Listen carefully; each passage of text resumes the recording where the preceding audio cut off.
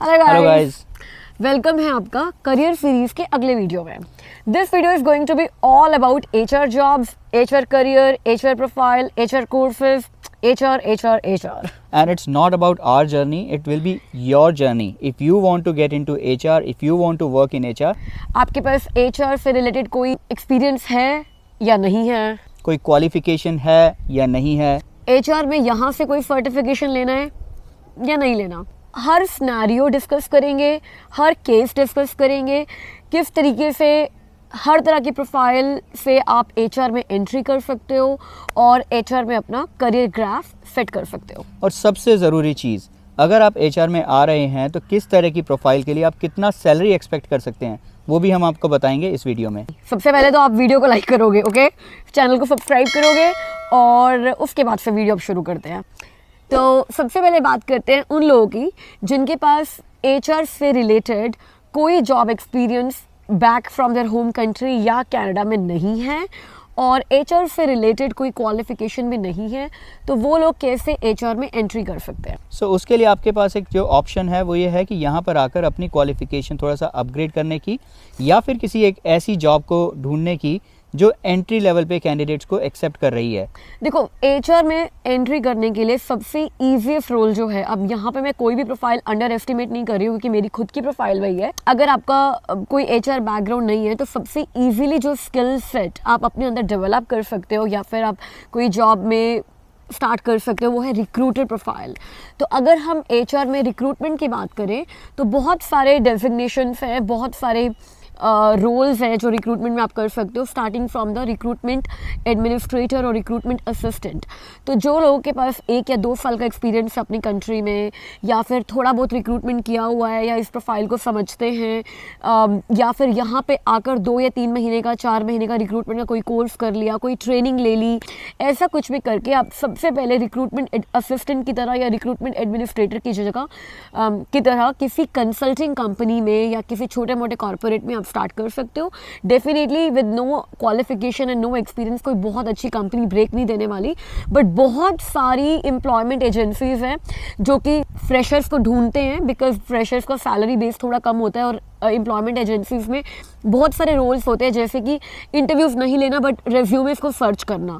अब recruitment assistant का या रिक्रूटमेंट एडमिनिस्ट्रेटर का प्रोफाइल क्या होना है, उस प्रोफाइल में आपके पास जॉब डिस्क्रिप्शन होगी और आपको जॉब डिस्क्रिप्शन से रेज्यूमेस मैच करके पोर्टल से, जैसे हम जो इंडीड यूज़ करते हैं, मॉन्स्टर यूज़ करते हैं या जो भी पोर्टल्स हम यूज़ करते हैं, आपको एक जॉब प्रोफाइल से रेज्यूमेस मैच करके सॉर्ट आउट करके निकालने हैं और अपने रिक्रूटमेंट मैनेजर के लिए या जिस भी बंदे को आप रिपोर्ट करते हो उसके लिए आपको वो शॉर्ट लिस्ट करने हैं। So that could be profile जिसमें आप इंटरव्यूज नहीं लोगे। सो इन शॉर्ट आपको अपने रिक्रूटिंग मैनेजर को असिस्ट करना है। आपको समझ आ गया होगा कि थोड़ा एंट्री लेवल का प्रोफाइल है या फिर the people with no work experience, तो सैलरीज आप इसमें बहुत ज़्यादा एक्सपेक्ट नहीं कर सकते। Anywhere from $15 to $18 an hour आप इसके अंदर एक्सपेक्ट कर सकते हो। तो मतलब आपका yearly package close to $30,000 to $35,000 बन सकता है इसके अंदर। अगर आप अपनी कंट्री से थोड़ा बहुत रिक्रूटिंग का एक्सपीरियंस लेकर आ रहे हो, आपको अगर उस प्रोफाइल की समझ है, आपको पता है कि रिक्रूटर का रोल क्या होता है, तो यहाँ पर आने के बाद आप रिक्रूटर की प्रोफाइल भी ढूंढ सकते हैं। अब यहाँ पे अगर आप ये सोचें कि कनाडा का एक्सपीरियंस नहीं है और कोई जॉब इंटरव्यूज़ नहीं आएंगे कुछ है, तो ऐसा कुछ भी नहीं है।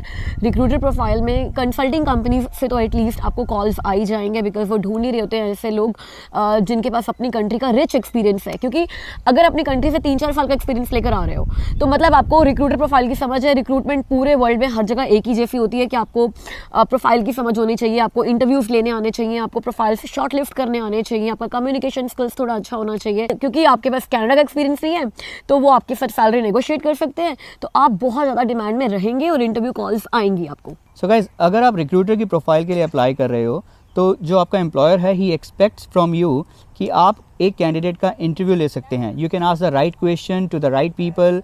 आपको एक जॉब डिस्क्रिप्शन मिली है, उसके बेस पर आप ये आइडेंटिफाई कर सकते हो weather he is the right fit for that job और no. And on a recruiter profile, you can expect a salary of somewhere around 45,000 to 50,000 in a start.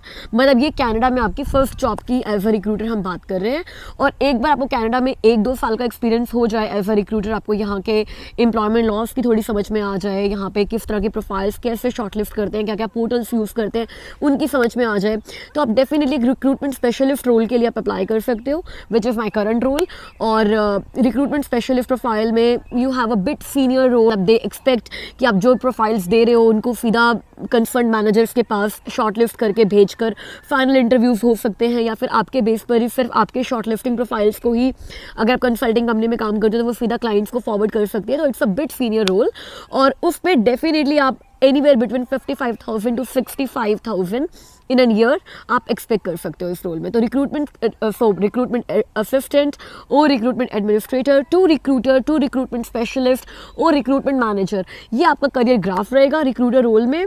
और इसके लिए आपको HR में कोई सर्टिफिकेशन या क्वालिफिकेशन लेने की इनिशियली ज़रूरत नहीं है, क्योंकि सिर्फ आपकी इंटरव्यूइंग स्किल्स, आपकी understanding of the job description, ये सब चीज़ें एम्प्लॉयर्स देख रहे होते हैं. अब वो लोग जो अपनी कंट्री से HR का एक्सपीरियंस लेकर आ रहे हैं, जर्नलिस्ट रोल में हैं, अपनी कंट्रीज़ में HR मैनेजर्स थे या फिर कुछ सीनियर रोल्स पर थे, जब वो यहाँ आते हैं तो उनको कनाडा के एम्प्लॉयमेंट लॉज के बारे में नहीं पता, उनको कनाडा के लेबर लॉज के बारे में नहीं पता. यहाँ पे यूनियनाइज्ड कंपनीज़ हैं, यहाँ पे आवरली बेसिस पे काम होता है, पार्ट टाइम एम्प्लॉयज़ हैं, फुल टाइम एम्प्लॉयज़ हैं. तो मतलब कनाडा का जो HR सिस्टम है वो थोड़ा डिफरेंटली वर्क करता है. तो यहाँ के एम्प्लॉयर्स एक्सपेक्ट करते हैं जर्नलिस्ट प्रोफाइल किसी को ऑफर करने से पहले कि उन्हें इन सब चीज़ों की नॉलेज होनी चाहिए. और यहीं पर CHRP, CHRL डेजिग्नेशन जैसी डेजिग्नेशंस या HR की है वो काम आती हैं, क्योंकि वो डेजिग्नेशंस आपको डिटेल में जिस भी प्रोविंस में आप काम कर रहे हो उसके बारे में एग्ज़ाम्स होते हैं, स्टडी कोर्सेज होते हैं, और आपको इन सब के बारे में पता चलता है. सो गाइस, एक चीज़ और आपको बता देता हूँ, ये जो CHRP एंड CHRL डेजिग्नेशन है that is only for Ontario. जो यहाँ की एक बॉडी है HRPA, human resources professional association, वो प्रोवाइड करता है. और अगर आप ओंटारियो के अलावा किसी और प्रोविंस में हैं तो वहाँ पर जो डेजिग्नेशन चलती है that is CPHR, chartered professionals of human resources. So अभी हम बात करेंगे CHRP CHRL की जो ओंटारियो में चलता है, because we are in Ontario, तो उसके बारे में मैं आपको बता देता हूँ. सो जो फर्स्ट डेजिग्नेशन है दैट इज़ CHRP. HRPA आपसे कोर्स वर्क मांगता है. कोर्स वर्क है इनके 9 सब्जेक्ट्स, जिनमें आपके हर सब्जेक्ट में या तो 65% मार्क्स होने चाहिए अगर आपने HR में कोई क्वालिफिकेशन ली हुई है या HR का कोई कोर्स किया हुआ है, और टोटल इन 9 सब्जेक्ट्स में आपके एवरेज 70% होने चाहिए. अगर आपके 65% हर सब्जेक्ट में नहीं है या 70% आपके टोटल नहीं बन रहे, या आपने HR में कोई भी कोर्स नहीं किया हुआ है, तो यहाँ पर आप CHRP स्टार्ट कर सकते हो. और उसके लिए आपको कोर्स वर्क से स्टार्ट करना होगा. ये 9 एग्ज़ाम्स क्लियर करने होंगे, और वो 9 एग्ज़ाम्स आप किसी भी कॉलेज या यूनिवर्सिटी में एडमिशन लेकर कर सकते हो.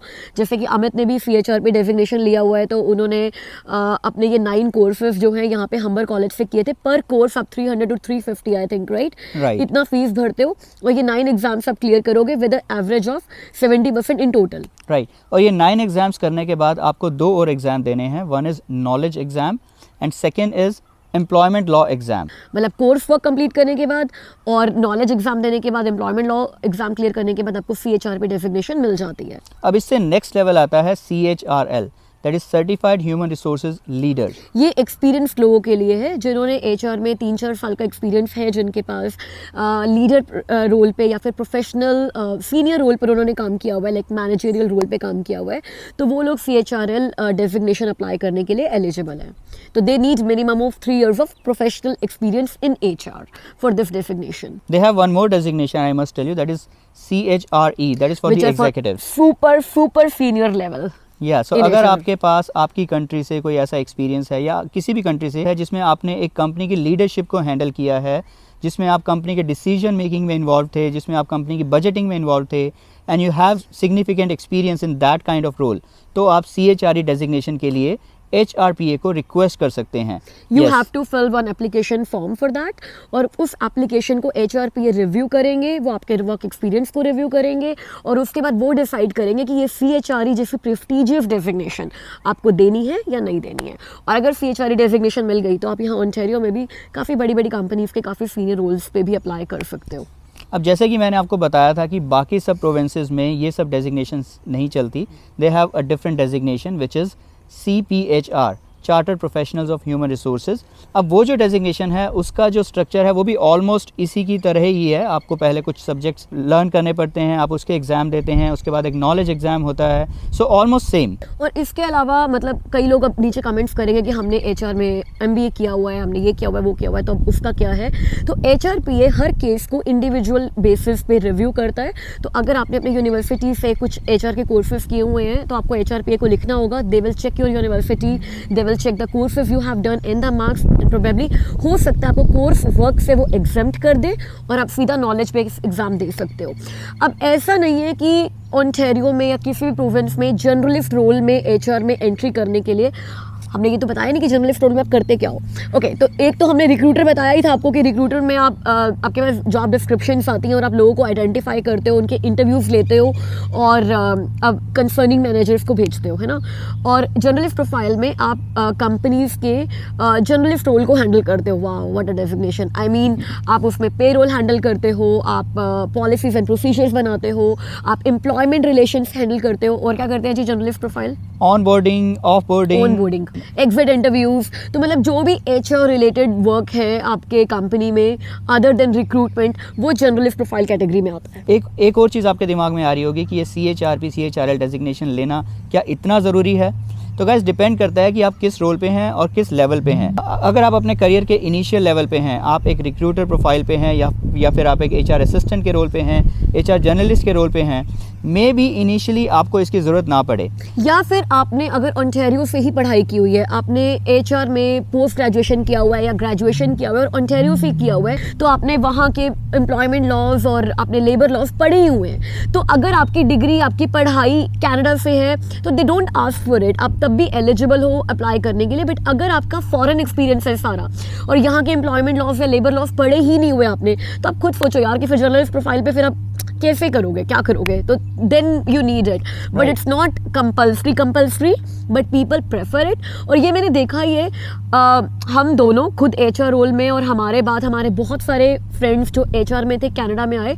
I am giving you hope, सबको HR में जॉब मिल गई। मतलब कई लोगों को 7-8 महीने लग गए जॉब मिलने में और उन्होंने बेसिक प्रोफाइल सर्वाइवल जॉब से शुरू किया, but everybody got through the jobs और सबके पैकेजेस 50, 55, 45 के आसपास के ये ईयरली। कई लोग मुझे कमेंट करते हैं कि यार आप पैकेज नहीं बताते हो, तो पैकेज भी मैं बता ही रही हूँ कि आप HR प्रोफाइल्स में 50,000 एन ईयर एक्सपेक्ट कर सकते हो बड़ा ईजीली। बट ये नहीं है कि सबने ये CHRP डेजिग्नेशन लिया है, राइट? मेरे ख्याल से बहुत सारे लोगों ने नहीं लिया और फिर भी they got the salary of around 50,000। तो फिर ये CHRP CHRL डेजिग्नेशन हेल्प कहाँ करता है? This actually creates a pathway for you.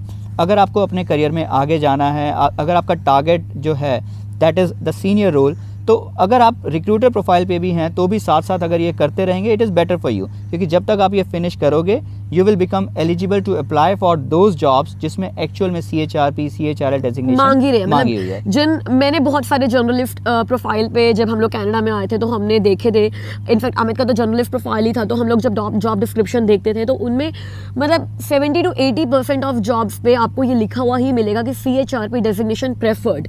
अब अगर वो प्रेफर्ड लिखते हैं तो आप उस कंपनी में अप्लाई करें और जिनके पास डेजिग्नेशन है, जिनके पास ये डेजिग्नेशन है, वो जब अप्लाई करेंगे तो डेफिनेटली उन्हीं को चांस मिलेगा ना, आपको चांस नहीं मिलेगा।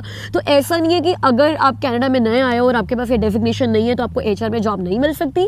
लेकिन अगर आप कनाडा में आ गए हो, HR में जॉब मिल गई है या मिलनी है या ढूंढ रहे हो, तो अगर साथ साथ ही प्रोसेस शुरू कर दोगे तो आपका HR का पाथवे बड़ा स्मूथ हो जाएगा, जॉब्स अच्छी मिलने लग जाएंगी, सैलरीज बढ़ जाएंगी, पैकेजेस अच्छे हो जाएंगे, कंपनीज अच्छी मिल जाएंगी यार।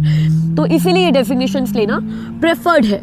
और या जब आप कनाडा में नए आते हो तो जर्नलिस्ट प्रोफाइल में भी आप HR असिस्टेंट, जैसे हम रिक्रूटमेंट प्रोफाइल में रिक्रूटमेंट असिस्टेंट की तरह मैंने कहा था कि आप स्टार्ट कर सकते हो, तो जर्नलिस्ट प्रोफाइल में भी आप HR एडमिन असिस्टेंट की तरह तो स्टार्ट कर ही सकते हो, बट फिर भी CHRP लेना it will help you in future. So guys अब आपको बता देता हूँ, हमने ये तो बात कर ली कि इनिशियल लेवल पे कितनी सैलरी मिल सकती है।